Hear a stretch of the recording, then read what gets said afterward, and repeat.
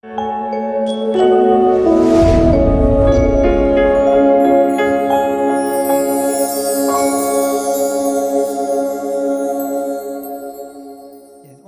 I would like to share the words of God with a sermon titled, About Man-Made Rituals and Worship to God. The Bible warns us that there are many gods and lords in this world. Among these various gods and lords, we must find the true God. If we follow other gods instead of following true God, we will be led astray so that we will not be able to enter the kingdom of heaven. In order for us not to fall into this trap, the Bible clearly teaches us the actual meaning behind ritual sacrifices. Let us find out through the Bible. Let's go to 1 Corinthians chapter 8, verse 1. Now about food sacrificed to idols. We know that we all possess knowledge. Knowledge puffs up, but love builds up. The man who thinks he knows something does not yet know as he ought to know. But the man who loves God is known by God.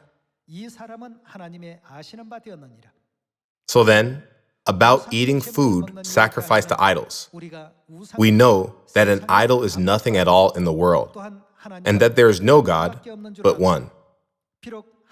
For even if there are so-called, what do they call themselves? Gods, whether in heaven or on earth, as indeed there are many gods and many lords.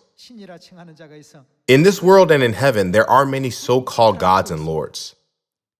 Verse 6, Yet for us there is but one God, the Father, from whom all things came and for whom we live. And there is but one Lord, Jesus Christ, through whom all things came and through whom we live. But not everyone knows this. Some people are still so accustomed to idols that when they eat such food, they think of it as having been sacrificed to an idol. And since their conscience is weak, it is defiled. Even if this food is sacrificed to idols, it's still just food. What could happen if I just tried a little? Thinking like this, you are opening the door to accept other gods. In other words, you are opening the way to other gods, saying to them, please come in. Here you can see there are so-called gods, whether in heaven or on earth, as indeed there are many gods and many lords. We must be the ones to worship true God.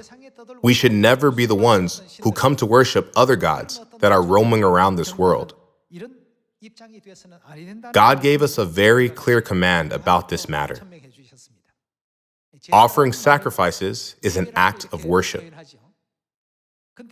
In actuality, there are two kinds of worship, one offered to God and the other offered to Satan. Let us closely examine this matter through the Bible. Let's go to 1 Corinthians chapter 10, verse 19.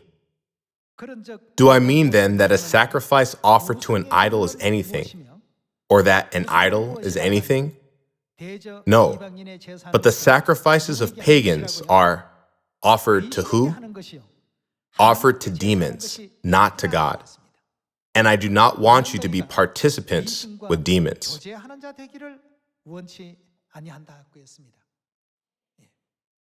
Let's continue on verse 21.